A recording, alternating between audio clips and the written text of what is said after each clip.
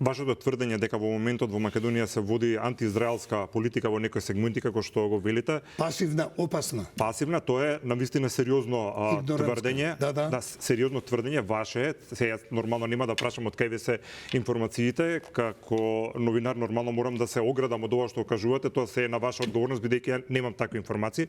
Меѓутоа би морал да ве потпрашам у нешто, ако е тоа навистина така како што велите, која е причината? Што добива Македонија ако не одржува добри односи со држава која што е најдобар партнер на нашиот стратешки партнер, на многу моќна држава, што до сега, не знам, Центарот за обука на пилоти на Петровец израелци не го правиат. Сакам да кажам дека имаме... Благодарам за прашање. Да, имаме многу блиска соработка со таа држава. СДСМ го купи тој центар за 45 милиона евра со 3 беспилотни летала. Проширен таков центар Грција купи за 1,7 милиони. А кај се тие беспилотни летала? Во хангар. Ова е сега што е заменик генерален секретар. Со незината дружина ги стави во хангар тие фактички подароци од Израел, зашто тие 3 летала беа гаранција за безбедноста на Македонија, зашто одгоре се гледа. Повторно ќе прашам, ако е така како што велите, зошто би се правило тоа? Кој не би сакал да има контрола врз сопствената територија и нешто што е, ние сме научени на нации претежно да живееме, меѓутоа зошто би го одбиле тој или би го ставиле во подрум? Дојде во октомври делегацијата од Израел за братимење на Куманова и Хаифа, ќе ги замолам да дојдат вие да ги прашате, тие ќе ви одговорат. Добро. Некој велат дека во Македонија сега ќе имаме интересни политички случувања. Се оди до тама во анализите, се споминува многу пати, многу почесто и можното враќање на Груевски во државата, имајќи во предвид каква е состојбата моментално со рейтингот на Фидес и Орбан во Унгарија, дека можно е да се случи да биде после многу години сменет од власта, поранешниот премиер да ја добие политичката и физичка заштита во момент и тој да биде вратен тука, бидејќи делува од опозицијата, која што сега претендира да биде власт во Унгарија. На оваа тема повеќе пати говорила дека доколку тие станат на власт, дојдат на власт, ќе го вратат Груевски. Сега дури има Facebook групи, гледав со дати ли цитираат веќе луѓето, сакам да кажам дека е живо ова. Сега ве прашувам вас ова конкретно бидејќи имате една многу долга политичка меморија на случувања во државата, дали е можно такво сценарио и што би значило тоа за политичката состојба во земјава? Во Македонија, како земја на чуда, се е можно. Иако знам Никола Груевски како мало дете, зашто неговиот вујко Јордан Мјалков ми беше адвокат, кој ме бркаа болшевиците од телевизија. Он е брилјантен економски стручнак, неговиот магистериум за странски инвестиции, директни и ремек дело, и беше 4 години во Белград, советник на српскиот развој. Меѓутоа, му беше таква судбината, избега. Мислам дека намерно го пуштија да избега. Као што намерно го пуштија Артан Груби, големиот мислител, кого го знаеме од Калето, заедно со Неџет, со градоначалникот на Изет Меджити. Они беа лидери на тие хулиганите што сакаат да попречат градење црква на Кале. И од еднаш тој стана втор човек титуларно во влада и председава и подпишува договор за 1,3 милиони евра со Бехтел и Соинка. Не е ни премиер, не е ни министер за сообраќај и врски. Значи, случувањето сега, само вистина се вика емисијата, да подсетиме малце што се случуваше за црквата на Кале, тогаш Артан Груби беше дел од навијачиве, мислам од Шверцер или не знам како им се викат, што ги направија тие физички хулигани. Да, тепачки, меѓутоа со своја структура тогаш дојде господинот Меджити, кој што практично срушија тоа што беше нешто што требаше да биде своевидна црква. Значи господинот Меджити не учествуваше во тепачките, да не помислат гледачите дека и тоа се случувало, меѓутоа беше дел од тоа целиот конгломерат на настани една вечер на Калета. Погледате. Значи, Артан Груби направи најблиска кариера во албанскиот блок. Одиде на хулиганите преку преведувач во холандска амбасада, шеф на кабинет на Али Ахмети, секретар на ДУИ, до заменик премиер прв. Дел од аналитичарите од ова студио велат дека политичката моќ која што има Шартан Груби ја црпи од тоа што има дел од преслушуваните разговори како дел од вистината за Македонија. Тој нема такво нешто, ама Зоран Заев, тие три партици во прислушуваните, едните ги објави за ВМРО ДПМН, вторите за СДСМ ги чуваше и ги оценуваше своите другари, а трето со тоа го оценуваше Али Ахмети. Значи, само Зоран Заев ги имаше сите три партици со трите купувани преслушувања. Добро, дека аналитичариве од албанскиот условно кажано блок тврдат дека и некои повозрасни на ваши години тврдат дека лично тој ги имал голем дел од овие разговори и од тамо практично му ги имаат сите страва, да речем. Тоа е лага, затоа што така тврдам ја, зашто само Зоран Заев ги имал тие сите прислушувани материјали. Може ли да има трговија со правдата сега, да речем условно, на Артан Груби, и зошто сега се појави? Мислам беше очигледно дека не случајно доаѓа во овој период, меѓутоа кој е позадината? Сите велат нешто си има договорено, нешто поголемо ќе се случи, не случајно тој тука се враќа насмеан. Алудираат на можното враќање и амбиент на враќање на Никола Груевски од Унгарија. Меѓутоа мислам дека Никола Груевски нема да се врати додека не биде амнестиран. А може да биде амнестиран зашто има механизам за амнестија каква сакаме во Македонија, без оглед кој е преседател на државата и кој е незиниот комитет за помилување. Зошто не можеме да тргнеме како држава и како општество напред, ама вака да тргнеме вистински, да се почувствува дека има нека реформа во државата, да видиме дека одиме напред. Која карика фали? Морал. Овде има морално лудило. Не се ценат вредности. Кога Зоран Иванов во една емисија на Алфа ме прашаше на 21 февруари 2011, кој е проблемот на Македонија? Реков, морално лудило, немаме вредности. Второ, негативна селекција. И трето, немаме лидери од цар Самуил до денеска. Ни се случуваат, ни се повторуваат некои работи. Еве сега најверојатно ќе имаме уште две жртви, најверојатно поради нефункционалниот систем, зборувам за мајката и детето случајот, и покрај секој таков трагичен настан, велиме не може веќе вака, мора да го ресетираме системот, и тоа ни се повторува како дежаву после секоја трагедија, дека ние од секоја нова трагедија ќе се менуваме. Меѓутоа ништо не се менува. Господине Гајдов, не можеме држава се извинувам, не можеме држава од ѓубруште да си изчистиме. Мислам на тоа ниво сме. Вие бевте кандидат за Европска награда за екологија. Меѓутоа, не сум за ништо кандидат. Меѓутоа. Тој што го сметав до вчера за шампион, што го очисти криминалот, што со ова Safe City прв пат докажа дека Македонија може да биде правна држава. Од 100-200 илјади прекршоци дневно се симна тоа. Еве, овие последни денови никој не поминува на црвено. Вашиот возач што ме возеше до студиово, викам, зашто возите бавно? Така е планот, вика, по закон. Никој веќе не брза, значи луѓето се смирија психолошки.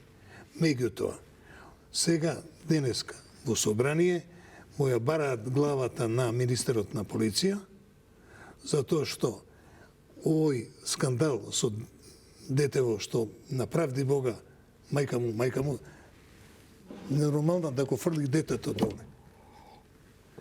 Не, мислам со такви квалификации нормална, ненормална, има служби за тоа да се оградам ја со тоа сакам. Се извинувам.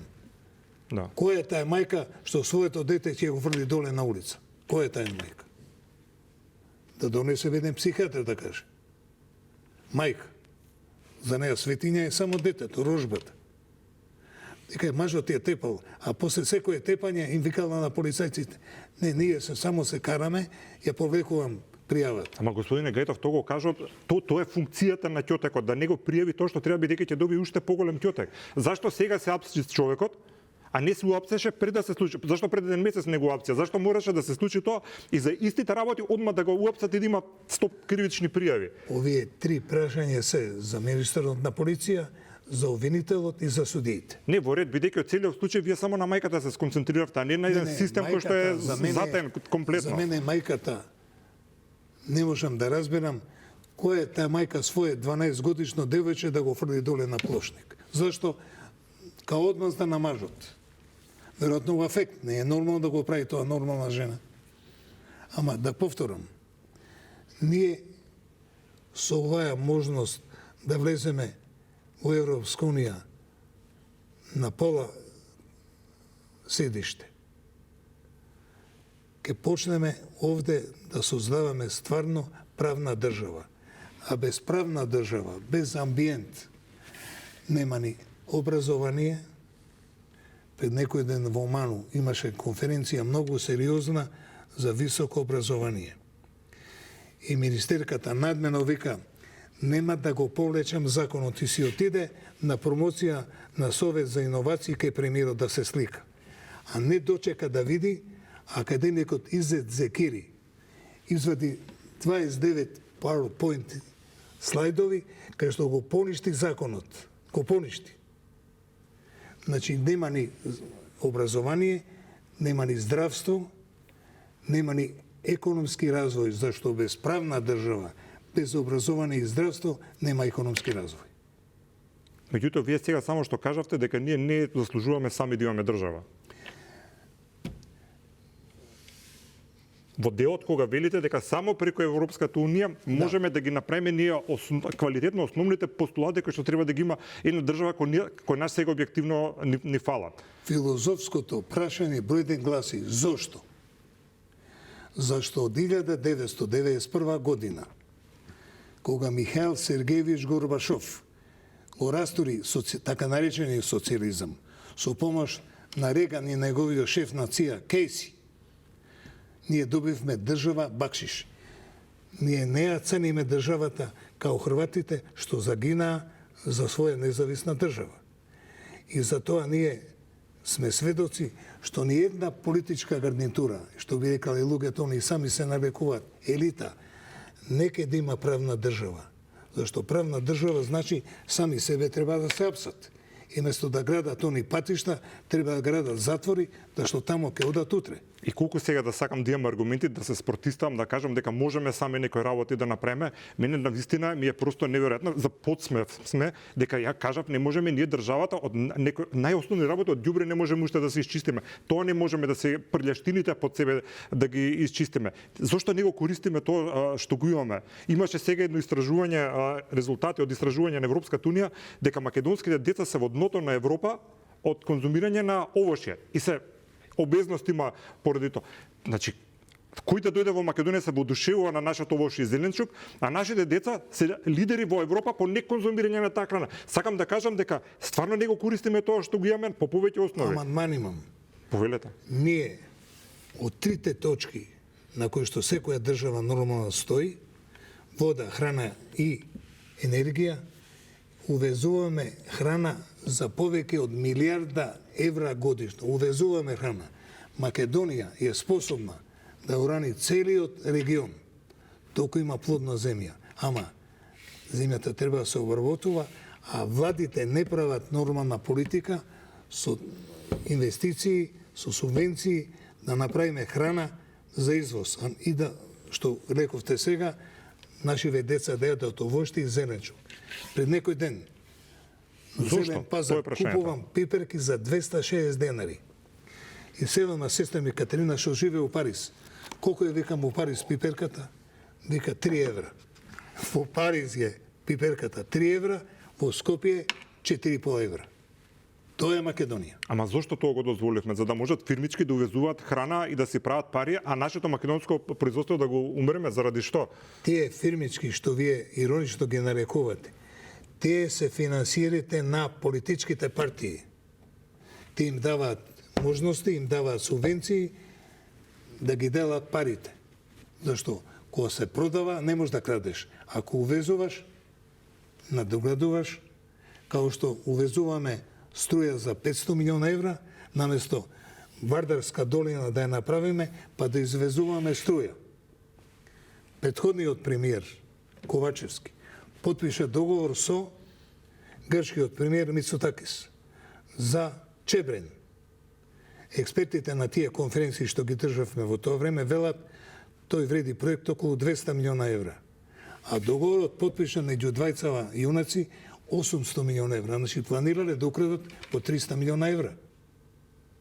Или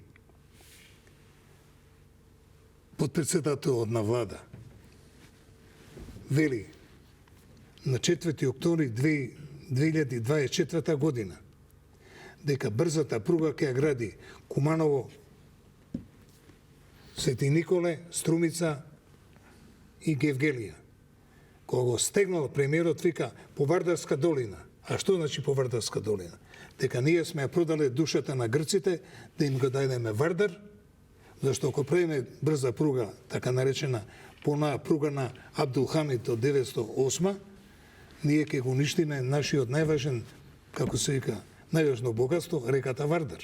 Тоа што ќе се вратам на околу храната, кажавте дека тие фирмички, ја што ги велам, дека тие практично се финансиери на политичките партии, таму е црпат моќта според вас.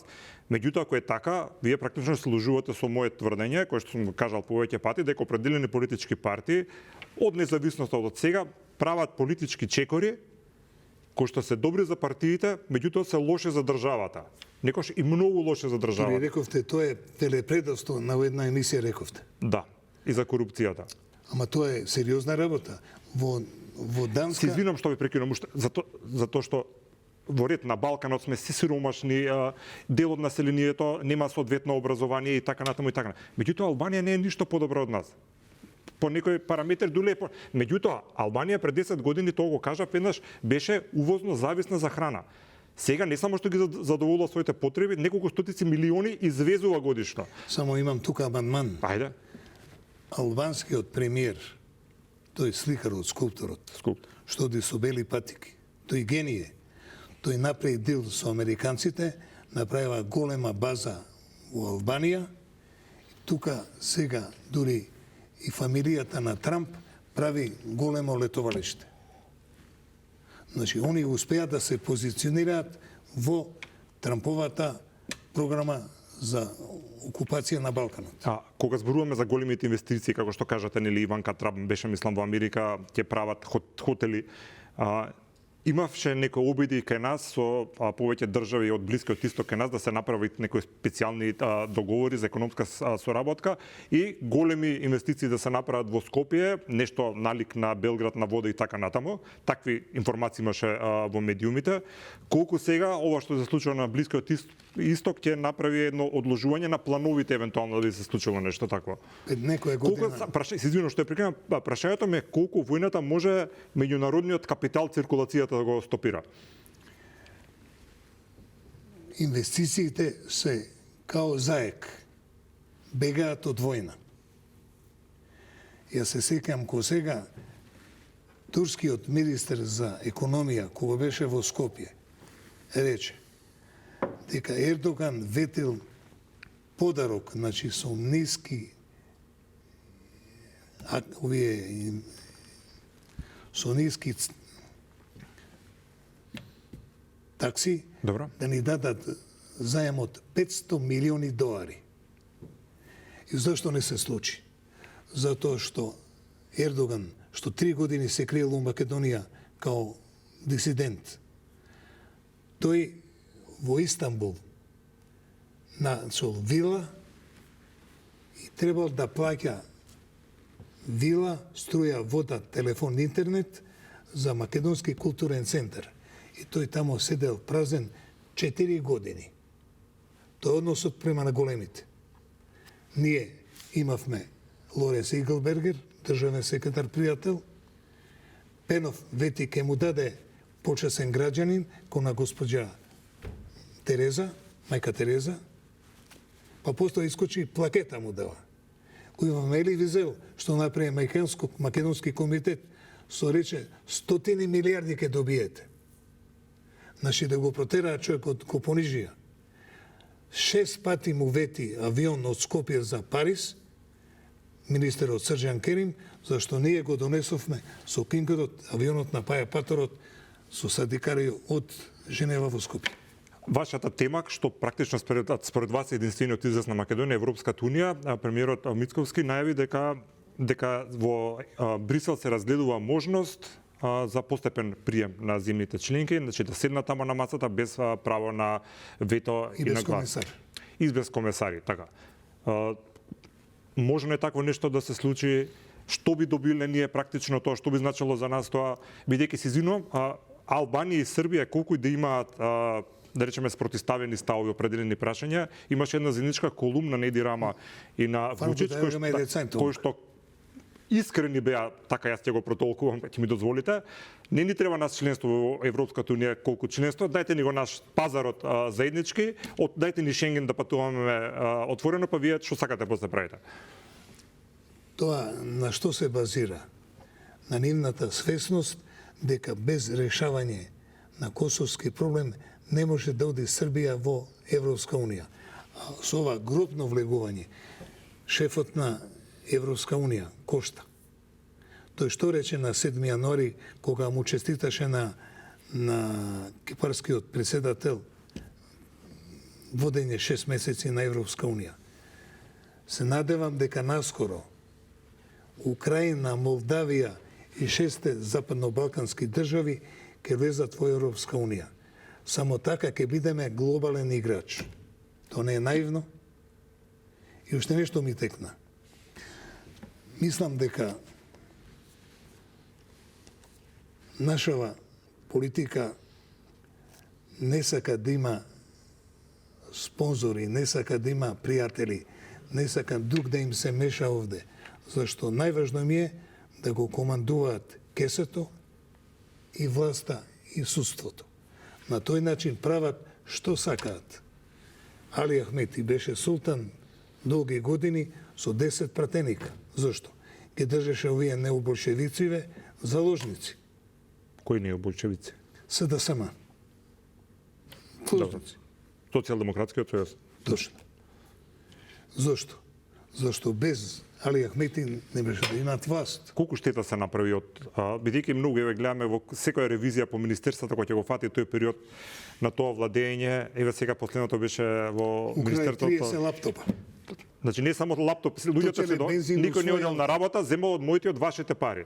Значи не се поправаат луѓашките негде заради тоа што некој човек не доаѓал на работа, тие пари државата, тоа што јас работам и гледачите што работат, му ги давале на него, онда се земе лаптоп со картичка, се става кола во приватна возило да си оди после кај сака, една тотално распашана команда што велат. Колку време ќе треба доколку има сега владата а вели дека има сериозни намери да ги консолидира институциите, еден таков распад да го поправи. Што рековте, што има намера? Декларативна заложба да ги поправи, да ги стегне институциите. Секој ден ги слушам премиерот, министерката за финансии и другите, како се фалат сме најдобар растеж во Европа. А народот тоа го гледа дали е точно, колку ќе оди во самопослуга или на пазар. Значи, чиста лага, чиста пропаганда, без основа. Се фали пред некој ден, открива Паланка премиерот, ке вложил не знам колку стотини милиони евра во развојот на регионот. Кај се парите? Нали рече дека Британија му гарантира 6 милиарди евра заем. Камо да ги видиме? Никој не ги дава парите. Кој му ги дава парите? Касата празна. Касата празна. Не можат да се платат овие пензии, оние плати, овие како се вика, за развој на земјоделие, како се вика тоа, не ми текне. Значи, субвенции. Значи, касата е празна, зошто?